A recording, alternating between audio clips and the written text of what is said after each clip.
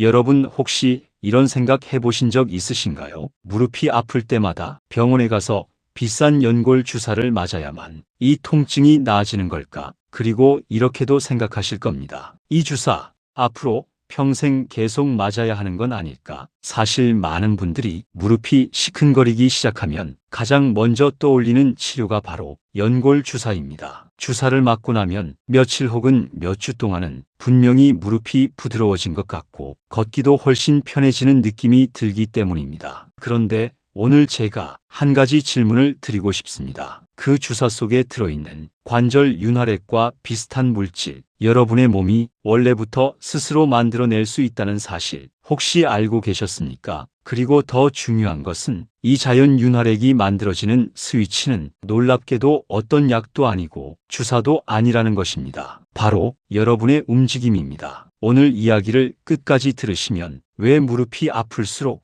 오히려 특정한 움직임이 필요하고 왜 가만히 쉬는 것이 무릎 건강에는 가장 나쁜 습관이 될 수 있는지 이유를 정확히 이해하시게 될 겁니다. 오늘은 무릎 통증 때문에 고민하는 분들이 반드시 알아야 할 아주 중요한 원리 하나를 차분하게 설명드리려고 합니다. 안녕하세요. 박부환입니다.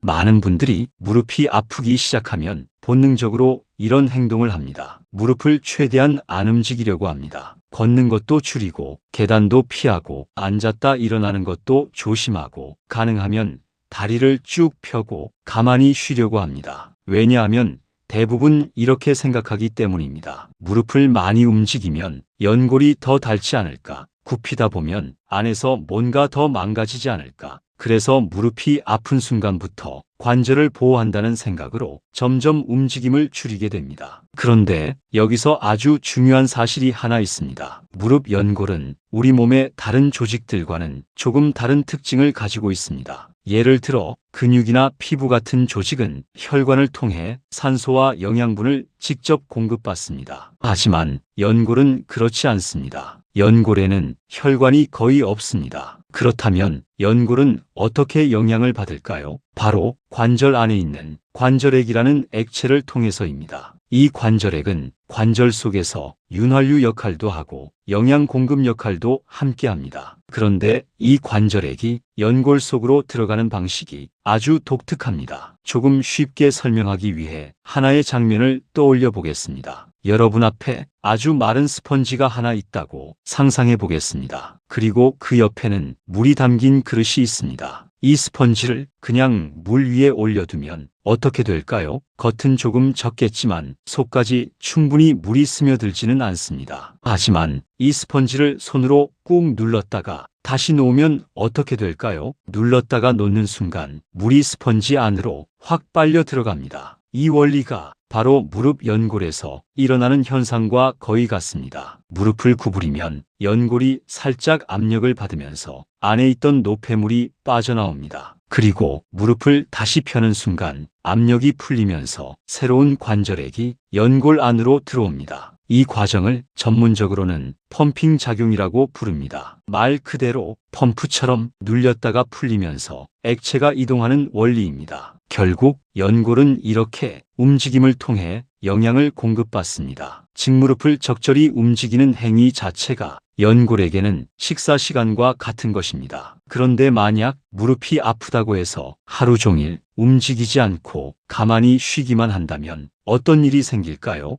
연골 입장에서는 영양 공급이 점점 줄어들게 됩니다. 그리고 관절 안의 윤활 환경도 점점 나빠집니다. 그래서 오히려 무릎이 더 뻣뻣해지고 통증도 더 심해질 수 있습니다. 많은 분들이 무릎이 아프면 가만히 쉬는 것이 가장 안전한 방법이라고 생각합니다. 하지만 장기적으로 보면 이 습관이 연골을 더 약하게 만들고 관절 환경을 더 나쁘게 만드는 원인이 되기도 합니다. 그래서 재활 분야에서는 아주 중요한 원칙이 하나 있습니다. 관절이 아플수록 무조건 쉬는 것이 아니라 통증 범위 안에서 적절하게 움직여 주어야 한다는 것입니다. 물론 여기서 많은 분들이 이렇게 질문하십니다. 무릎이 아픈데 체중을 실으면서 움직이는 건 너무 부담스럽지 않을까요? 맞습니다. 그래서 필요한 것이 바로 무브와 움직임입니다. 직몸 무게를 많이 싣지 않으면서 관절을 부드럽게 움직여 연골의 펌핑 작용을 살려주는 방법입니다. 지금부터 집에서도 아주 쉽게 할 수 있는 가벼운 무릎 움직임 방법을 차근차근 설명드리겠습니다. 다음 파트에서는 무릎 통증이 있는 분들도 부담 없이 시작할 수 있는 가장 안전한 움직임 방법과 하루에 언제, 얼마나 해야 하는지, 그리고 많은 분들이 궁금해하는 통증이 있을 때 어디까지 움직여도 되는지에 대해 자세히 말씀드리겠습니다. 앞에서 말씀드린 것처럼 무릎 연골은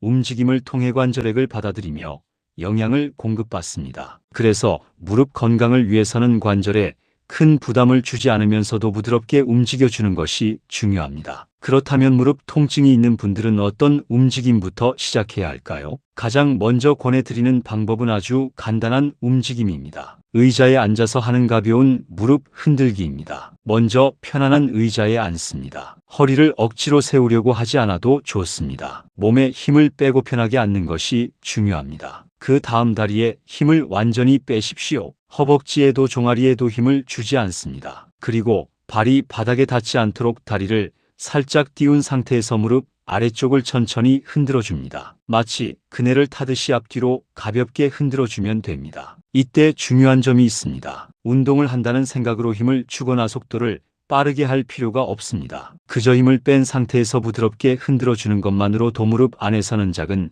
압력 변화가 생깁니다. 그리고 이 작은 움직임이 연골 속으로 관절액이 드나드는 펌핑 작용을 만들어냅니다. 겉으로 보기에는 별것 아닌 동작처럼 보이지만 관절 안에서는 생각보다 중요한 변화가 일어납니다. 특히 아침에 일어나면 무릎이 뻣뻣하다고 말씀하시는 분들이 많습니다. 밤 동안 움직임이 줄어들면서 관절 순환이 느려지기 때문입니다. 그래서 아침에 이 가벼운 흔들기 동작을 해주면 관절이 서서히 풀리면서 움직임이 훨씬 부드러워질 수 있습니다. 또 하나 좋은 방법은 침대에서 할 수 있는 움직임입니다. 누운 상태에서 무릎을 아주 조금만 구부렸다가 펴는 동작을 천천히 반복하는 것입니다. 이때도 중요한 것은 각도를 크게 만들 필요가 없다는 점입니다. 무릎을 크게 접었다 펴지 않아도 작은 움직임만으로도 충분히 펌핑 작용은 일어납니다. 무릎이 많이 아픈 분들은 처음에는 아주 작은 범위로 시작하는 것이 좋습니다. 통증이 없는 범위에서 천천히 움직이다 보면 관절이 조금씩 적응하게 됩니다. 그리고 통증이 줄어들면 그때 움직임의 범위를 조금씩 늘려도 됩니다. 또 한 가지 많은 분들이 궁금해하는 질문이 있습니다. 걷는 것은 무릎에 도움이 될까요? 결론부터 말씀드리면 적절한 걷기는 무릎 건강에 분명 도움이 됩니다. 걷는 동안 무릎은 계속해서 구부렸다 펴지는 움직임을 반복합니다. 이 과정에서도 연골의 펌핑 작용이 일어납니다. 다만 중요한 것은 걷는 강도와 시간입니다. 처음부터 오래 걷거나 속도를 빠르게 하면 오히려 관절에 부담이 될 수 있습니다. 그래서 처음에는 짧은 거리부터 시작하는 것이 좋습니다. 예를 들어 집 주변을 10분 정도 천천히 걷는 것부터 시작합니다. 그리고 몸 상태를 보면서 시간을 조금씩 늘려나갑니다. 중요한 것은 운동을 많이 하는 것이 아니라 관절이 꾸준히 움직이도록 만들어주는 것입니다. 무릎 건강은 강한 운동보다 지속적인 작은 움직임이 훨씬 중요합니다. 그래서 제가 시니어 분들에게 자주 말씀드리는 것이 있습니다. 운동 시간을 따로 만들기보다 하루 생활 속에서 관절을 조금씩 움직이십시오. 텔레비전을 보면서도 다리를 가볍게 흔들어 줄 수 있습니다. 전화 통화를 하면서도 무릎을 천천히 구부렸다 펴는 동작을 할 수 있습니다. 이런 작은 움직임이 하루 동안 여러 번 반복되면 관절 환경이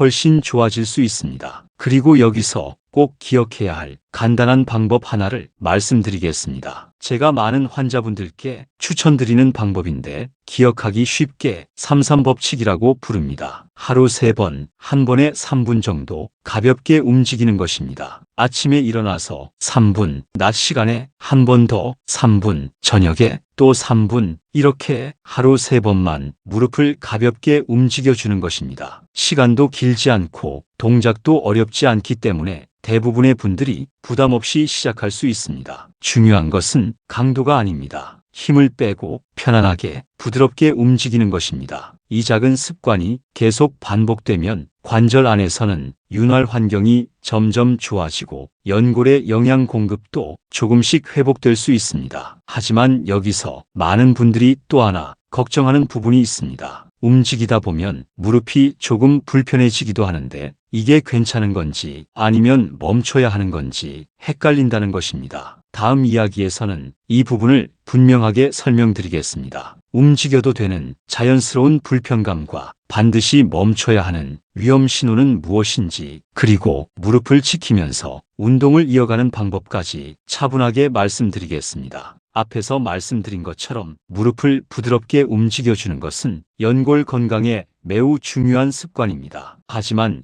실제로 운동을 시작하면 많은 분들이 같은 질문을 하십니다. 움직이다 보니까 무릎이 조금 불편한데 이걸 계속해도 괜찮은 걸까요? 이 질문은 정말 중요한 질문입니다. 왜냐하면 모든 통증이 똑같은 의미를 갖는 것은 아니기 때문입니다. 어떤 불편감은 몸이 적응하는 과정에서 자연스럽게 나타나는 반응일 수 있습니다. 하지만 어떤 통증은 몸이 보내는 경고 신호일 수도 있습니다. 그래서 우리는 이 둘을 구분할 필요가 있습니다. 먼저 계속 움직여도 되는 비교적 자연스러운 불편감이 있습니다. 첫 번째는 묵직한 느낌입니다. 오랫동안 사용하지 않았던 관절을 다시 움직이기 시작하면 관절 주변이 묵직하게 느껴질 수 있습니다. 마치 오래 세워두었던 기계를 다시 작동시키는 것과 비슷합니다. 처음에는 조금 뻣뻣하고 부드럽지 않은 느낌이 들 수 있습니다. 하지만 움직임을 계속하면 점점 관절이 풀리면서 편안해지는 경우가 많습니다. 이런 묵직한 느낌은 대부분 크게 걱정할 필요가 없습니다. 두 번째는 소리가 나는 경우입니다. 무릎을 움직일 때 뚝뚝 또는 딱딱 하는 소리가 나는 경우가 있습니다. 이 소리 때문에 깜짝 놀라는 분들도 많습니다. 하지만 통증 없이 단순히 소리만 나는 경우라면 대부분 큰 문제가 되지 않습니다. 관절 안에서 기체 방울이 터지거나 관절 구조가 움직이면서 나는 소리일 가능성이 많습니다. 그래서 소리만 난다고 해서 무조건 운동을 멈출 필요는 없습니다. 반면에 반드시 주의를 해야 하는 통증도 있습니다. 첫 번째는 찌르는 듯한 통증입니다. 무릎을 움직일 때마다 날카롭게 찌르는 느낌이 반복된다면 이때는 움직임을 줄이는 것이 좋습니다. 이런 통증은 관절 구조가 서로 부딪히고 있다는 신호일 수 있기 때문입니다. 두 번째는 전기가 오는 듯한 통증입니다. 움직일 때마다 찌릿한 느낌이 다리 아래쪽으로 퍼진다면 신경이 자극을 받고 있을 가능성도 있습니다. 이럴 때는 무리해서 계속 움직이지 말고 운동 범위를 줄여야 합니다. 하지만 여기서 중요한 점이 하나 있습니다. 이런 통증이 있다고 해서 무조건 운동을 완전히 중단할 필요는 없습니다. 대신 움직이는 범위를 조금 줄여보는 것이 좋습니다. 예를 들어 무릎을 구부리는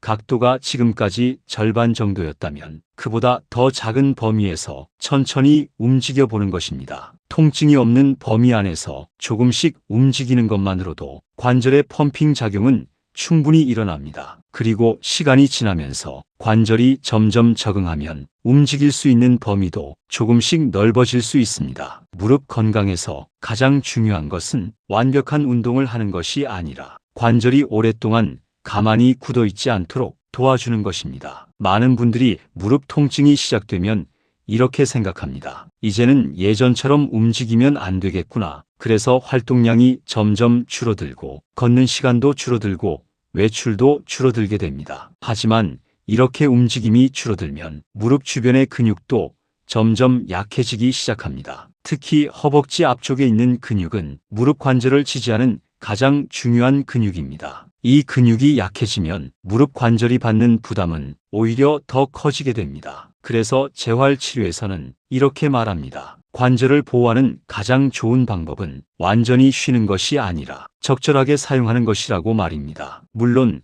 모든 무릎 통증이 같은 것은 아닙니다. 염증이 심하거나 급성 손상이 있는 경우에는 전문의의 진료가 반드시 필요합니다. 하지만 대부분의 만성 무릎 통증에서는 부드러운 움직임이 관절 환경을 개선하는 데 도움이 될 수 있습니다. 여러분이 지금 이 이야기를 듣고 계신다면 잠깐 다리를 한번 바라보십시오. 혹시 지금 무릎을 완전히 펴고 가만히 두고 계시지는 않습니까? 그렇다면 지금 이 순간 다리를 살짝 들어 앞뒤로 천천히 흔들어 보십시오. 아주 작은 움직임이어도 괜찮습니다. 그 작은 움직임이 관절 안에서는 아주 중요한 변화의 시작이 될 수 있습니다. 관절은 움직일 때 살아납니다. 그리고 그 움직임이 반복될수록 우리 몸은 스스로 관절 환경을 조금씩 개선하려고 합니다. 물론 병원 치료도 필요합니다. 주사 치료나 약물 치료가 도움이 되는 경우도 많습니다. 하지만 동시에 우리 몸에는 움직임을 통해 스스로 관절 환경을 개선하는 능력도 분명히 존재합니다. 이 자연스러운 회복 시스템을 활성화하는 가장 간단한 방법이 바로 부드러운 움직임입니다. 여러분의 무릎은 완전히 쉬고 있을 때보다 부드럽게 움직일 때 훨씬 건강해질 수 있습니다. 그리고 그 변화는 거창한 운동이 아니라 지금처럼 아주 작은 움직임에서부터 시작될 수 있습니다. 내 몸을 이해하면 관절을 지키는 방법도 보이기 시작합니다. 여러분의 무릎은 여러분이 알고 있는 것보다 훨씬 더 많은 회복 능력을 가지고 있습니다. 그 능력을 지금부터 천천히 깨워보시기 바랍니다. 내 무릎은 내가 이해하는 만큼 지킬 수 있습니다. 부모님 건강을 쉽게 정리해드립니다. 도움되셨다면 구독과 좋아요로 함께 해주세요.